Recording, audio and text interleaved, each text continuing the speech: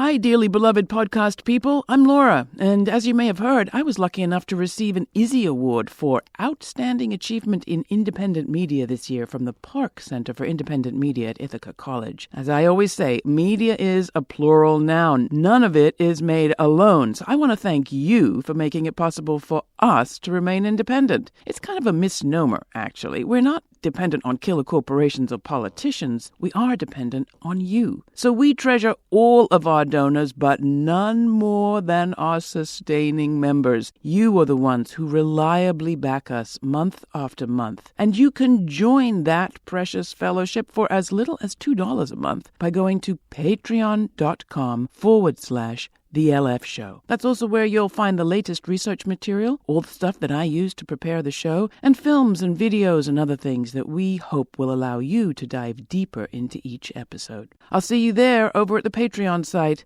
Now, on with the show.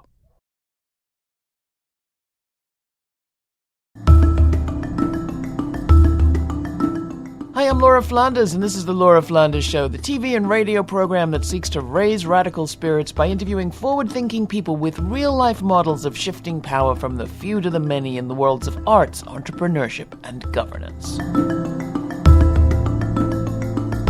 Suspicious fire and a white power symbol at a legendary leadership school in the U.S., and a brutal backlash to a women's rights march in Pakistan. This week, we're talking about persisting in the face of violence with the co-executive directors of the Highlander Center in Tennessee and attorney and activist Nighat Dad. That's all coming up on The Laura Flanders Show, the place where the people who say it can't be done take a back seat to the people who are doing it. Welcome.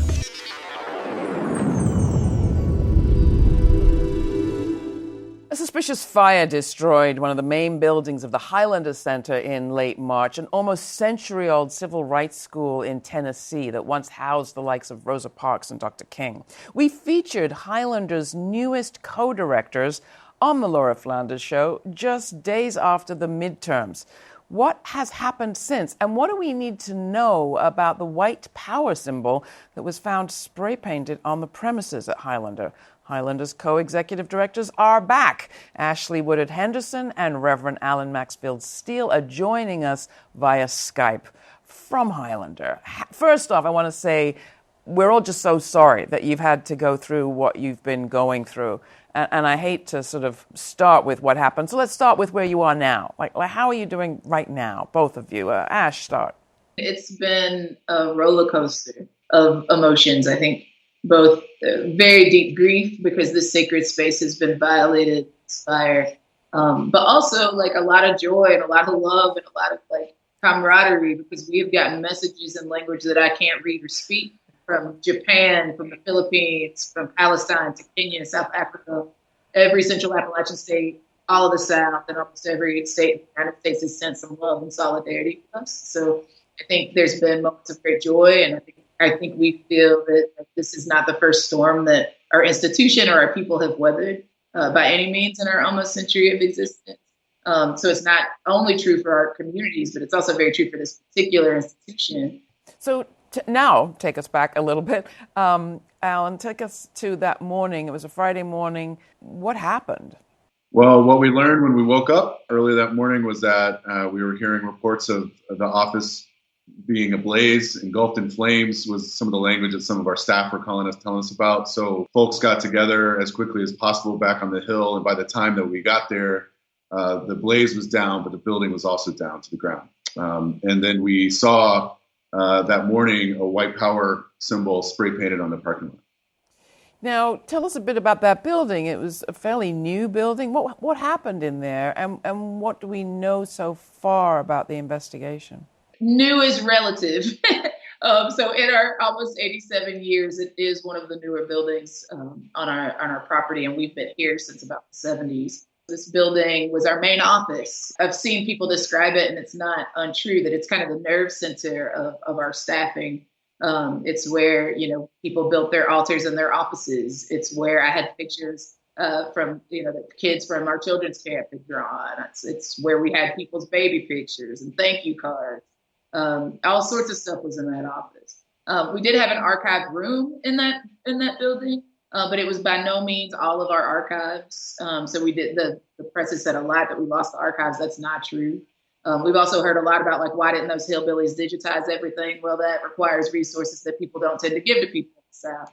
And so we've been working with outfits all over the country to make sure that our papers are safe and archived and are in the process of being digitized. And to be honest, because we haven't been fully cleared to be able to salvage anything from what's left of the building. But once we're cleared to be able to go in and sort of dig through the rubble, we don't even know what we might be able to salvage because we don't think that everything's been lost. So we're just waiting for this ongoing investigation to sort of wrap up and for us to be able to get folks that are historians and archivists and anthropologists, et cetera, to come and support us as we try to see what we can get out of that building. So talk about that investigation. As you pointed out, Alan, this building burnt to the ground. Anything suspicious about that? Well, the investigation is ongoing. The most suspicious thing, obviously, was the symbol that we saw spray painted on the ground that seems to mimic a white power symbol. But that's as much as we know right now. But we also noticed that symbol wasn't in our parking lot Thursday before the fire. That's right. We didn't see it until the building was on fire, and that's what makes it suspicious, right? It's also, I think the Knox News Sentinel put out a whole article about what they think the symbol is and how they think it's connected to the white power movement. It's actually not something new. It's just that I think more people are starting to notice and be paying attention to the fact that like Nazis are marching in Knoxville or burning books in Western North Carolina or shooting up faith spaces, et cetera, not only here in the South or in Appalachia, but across the U.S. So we are very, very, very closely monitoring this investigation. Let's take a quick glimpse of some of the history of Highlander. This is from a film made by one of the early participants. Well, between 1960 and 1965, Guy would organize a series of workshops with Highlanders backing to share the repertoire that was growing in the freedom movement. The first one that I got to go to was in 1960. A lot of these young people didn't know it in 1960, but they'd be working for the next 30 or 40 years to bring about a change in this segregated society. Here's your mother. The most primary reason to bring people together was so that people could learn each other's songs and everybody could go home with lots of songs, and it was a way to share around the South a lot of the music.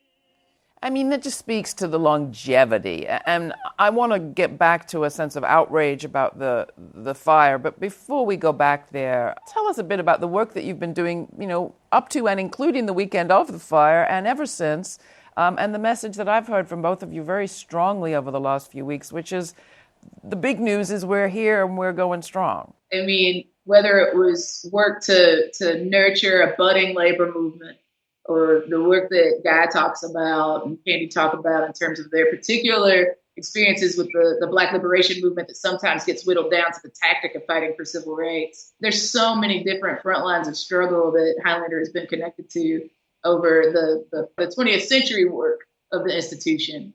And then to talk about what we're doing now is one of my greatest joys. One of our greatest joys that we are, involved in helping lead with so many amazing other comrades. The movement for Black lives in the 21st century is some of the most important work I've ever known. And just to put a pin on it, I mean, you were doing it that weekend. The morning of the fire, we were getting ready for about 55 to 60 people to come to the Hill. We call it the Hill here at Highlander, to have a Central Appalachian People's Movement Assembly on prison justice for people to literally bring the voices of incarcerated people onto our Hill. And we had a decision to make. Our office was literally still smoking.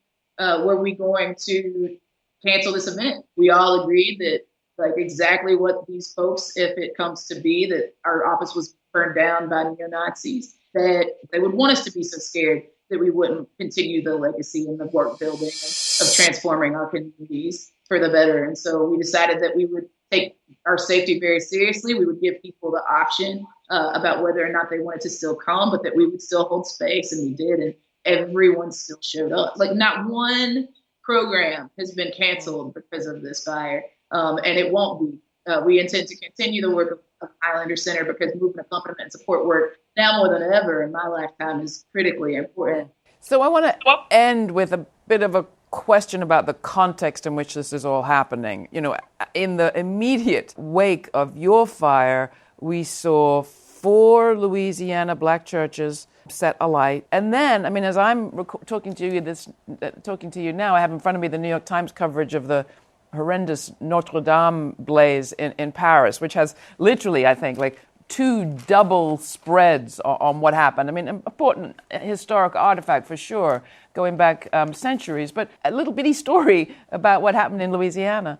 How do you think about this kind of compare and contrast, and how do we carry the knowledge that you guys are still up against what you're up against in your institution and this work, and it still has a hard time kind of surfacing in our consciousness? One thing that we understand this moment to be is an attack on sacred spaces. Here in the South, here in Central Appalachia, this is not a new phenomenon. We know that folks who are associated with white power and neo-Confederate struggles are very interested in attacking and trying to undermine the spiritual and sacred places that, whether you're a person of faith or whether you're a person who finds sacredness in coming together to talk about liberation. We know that these places, whether it's here at Highlander, whether it's the churches in Louisiana, the mosque in Jerusalem, that is not getting a lot of the same coverage as Notre Dame. These are all places that we have to protect, and that we have to think about protection as not only being physical infrastructure that needs to be built or rebuilt, but also holding sacred what is people's places where they can gather, find meaning, share stories, share food, share music with each other. We're one of those places. We send out our love and our camaraderie to our fam down in Louisiana who are engaging in rebuilding as well. I mean, one of the things I take away from the mass reacting to the burning of Notre Dame is, wow, our culture does know how to mourn and grieve. You have the advantage of your institution doesn't even represent the upholding of supremacy and patriarchy and misogyny and all the rest. We're at least trying not to. And it's a every minute of every day kind of commitment to building a new world. You know, I think that this is a sacred space, that even if you don't believe in some divine power, that if you've ever chanted, I believe that we will win, or ain't no power like the power of the people because the power of the people don't stop, that is a declaration of faith. And people come to this hill and have been coming to this hill since the 70s, have been coming to Highlander since the 30s, because they had that belief that if we could come together, if we could learn together, if we could share each other's stories and skills, we can go back home, we can do the work to build the world that we've always deserved, where everyone has what they need so that harm doesn't exist anymore. Can people send you money and help at this point to help with the rebuilding or the investigation, Alan? We're very happy to receive people's support as we enter into a phase of recovery. So yes, our website, you can go to the donate tab on our website and the general support button that will already be pushed, and you just make sure that that's pushed.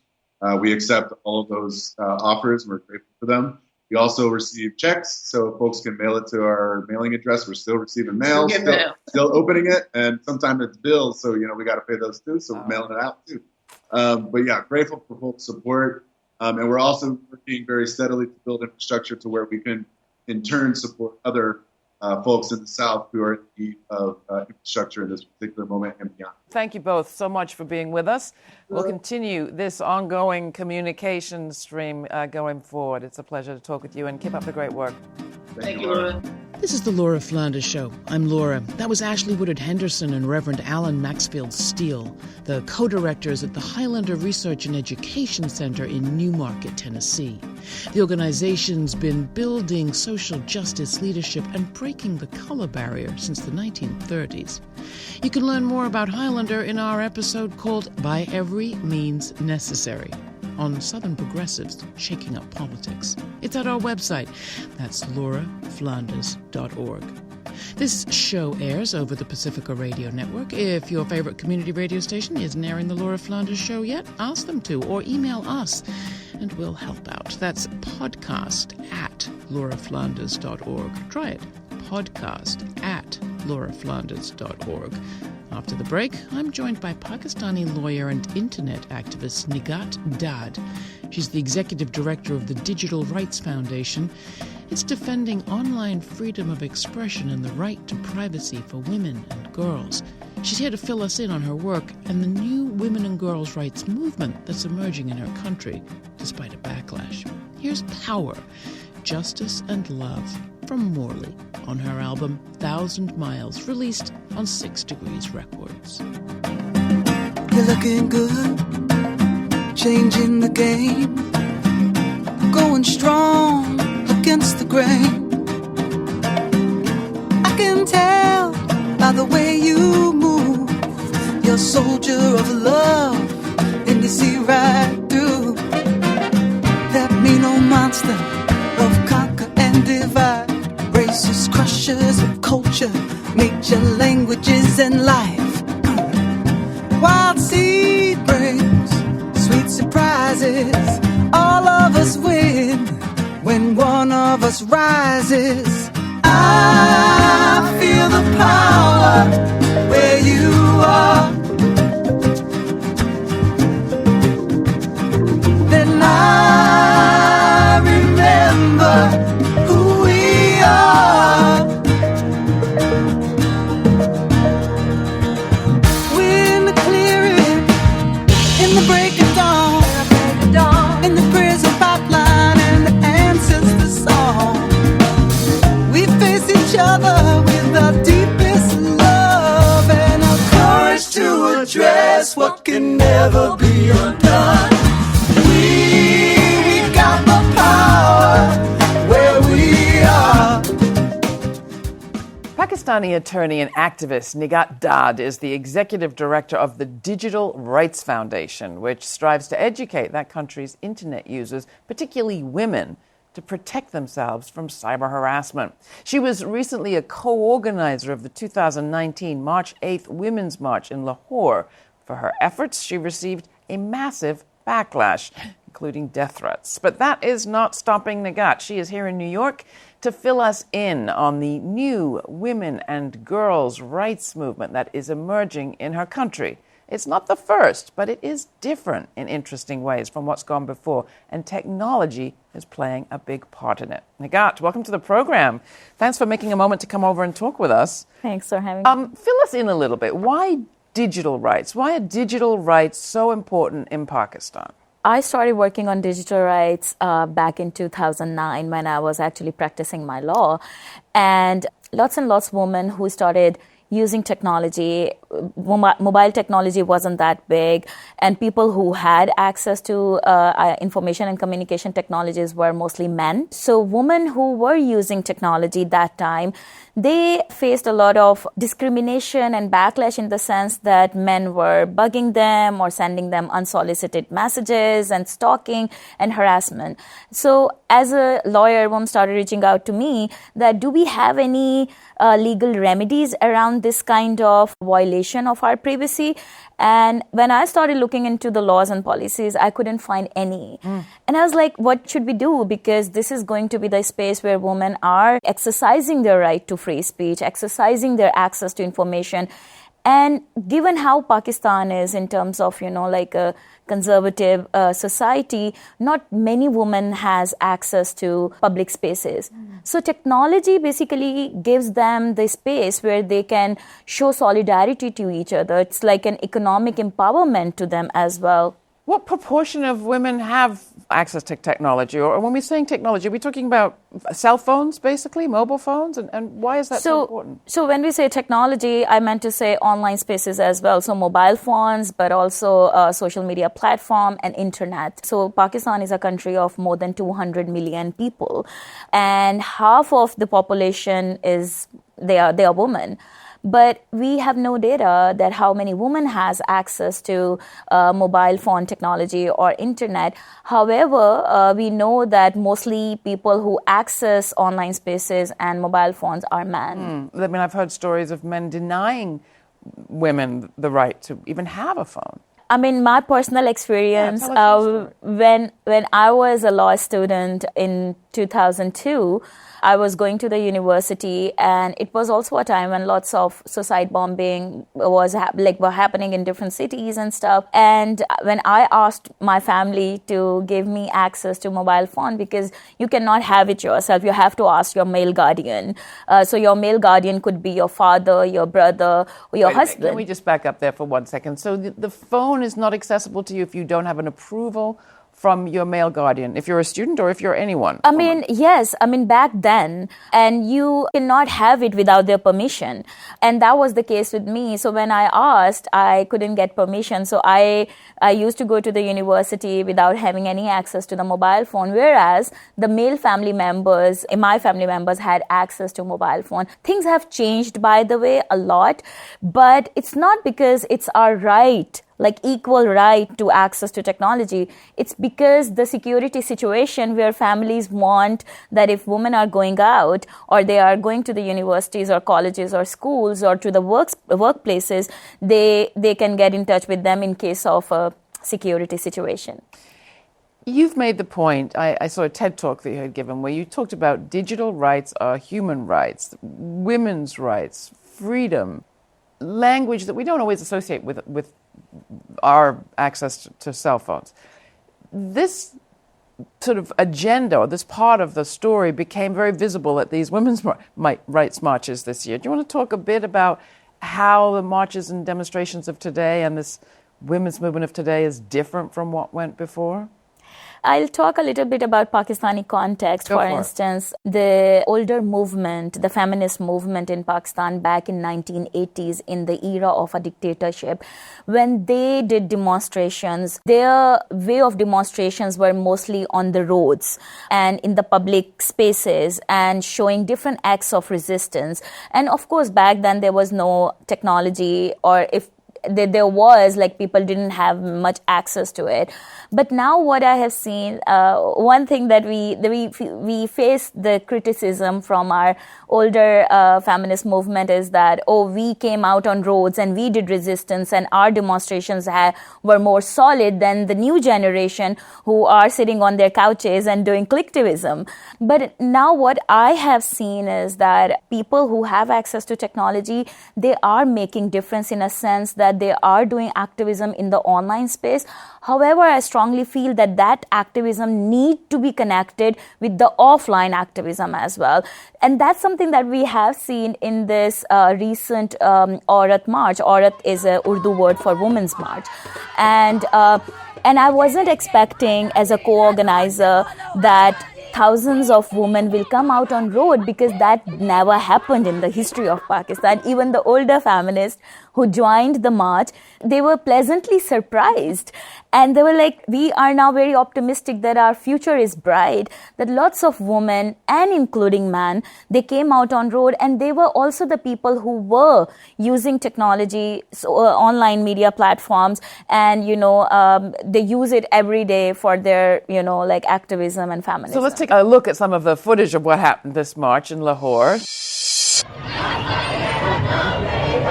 I think the purpose of today's rally is that lots of laws have been passed in favor of women. We went through a very dark period under General Zia, where very many anti-women laws were passed. One of them was that if you cannot prove rape, then you will be accused and punished of adultery. So there was an overturn of those laws. However, they have not been implemented. Many pro-women legislation has not been implemented because of the mindset. We had this week a federal minister reprimand Bilawal Bhutto Zardari for using his mother's last name. So obviously, standing in parliament, even the policy makers, they need to rethink their approach to women's rights and to what women really stand for in this country. So I think today's rally is saying that recognize the 50% of your population, give us our due rights, and change your mindset. Don't think that we are second-class citizens. Talk about some of the signs that we couldn't read. What sort of slogans were on there? So there was, you have seen like colorful placards that women were carrying, and lots of them were basically talking about their right to equal wages, their right to education, right to health. Some of the placards were very provocative, and that's where, we faced a lot of backlash. And those placards basically were talking about a woman's personal agency, their agency over their body, their sexuality rights. And this personal politics have never come out in the public space in Pakistan in the past.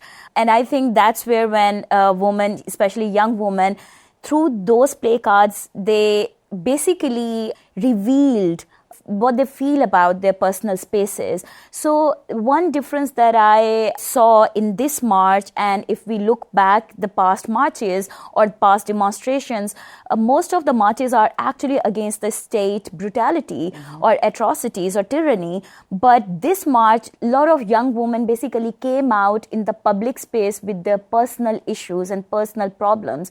And I think that's where the patriarchy got threatened and frightened, and that's where we started facing a lot of backlash. And what has that backlash been like? So it basically started with some of the placards going viral on social media.